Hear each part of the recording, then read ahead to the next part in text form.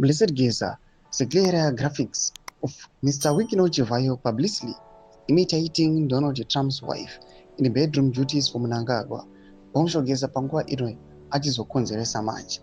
Bomshogeza anozikanwa kuti aiwa haatombodi zvecorruption and panguva ino arikwe achiti no to 2030 zvoda kuitiwa nezvigananda kuda kuuya panguva ino vachitiya the constitution.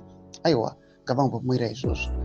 Sana pena mashoko arikuda panguva ino arikuda achitaurwa aiwa nemurwi wehondo comrade Bomshogeza vamusoro mutungamiri wenyika ndobva subscribe like on the bell icon.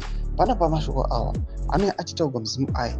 Panapa ZVAITWA inobuda inyora ichiti veteran Blessed Geza on Tuesday night confirmed a bizarre sexual relationship that Wikino Chivayo once suggested he yes with the President Edi Mnangagwa in descriptions of his key body part in brackets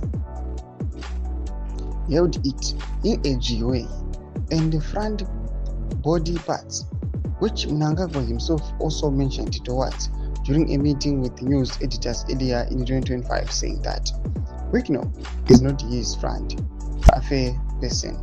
And yet, at his own birthday function on 15 September 2025, the first person who came out of his helicopter wasn't the First Lady, Auxillia Mnangagwa, but a privileged male by the name of Wikino Chivayo.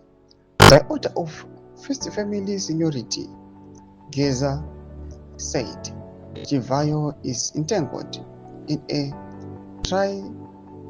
trisexual relationship with Mnangagwa, both men being rituals who include Auxillia herself, a well-known Jewish shrine girl from Marsh Central, where Mnangagwa selected her during a witch doctor's spirit session. The attached document that examines Geza's damning allegations. All accused persons were reached for comment. Ndo mashoko arikuda panguva ino mashoko atogana kumure Bomshogeza panguva ino arikushamisa vanhu panguva ino toona Bomshogeza achibatanidza maataranzi mashoko akataurwa aiwa naWikino Chivayo kana mutungamiri wenyika kumashure nawo achizoti zvibatanidza achizotora mashoko awa zvavhundutsa vanhu vakati marituals eiko marituals e2030 here zvezvirumboitika. Mbudzi mafunguro enyu motodi pamusoro pechiitiko ichi. Pinda comment section meduze mafunguro enyu, subscribe or like, check on the bell icon.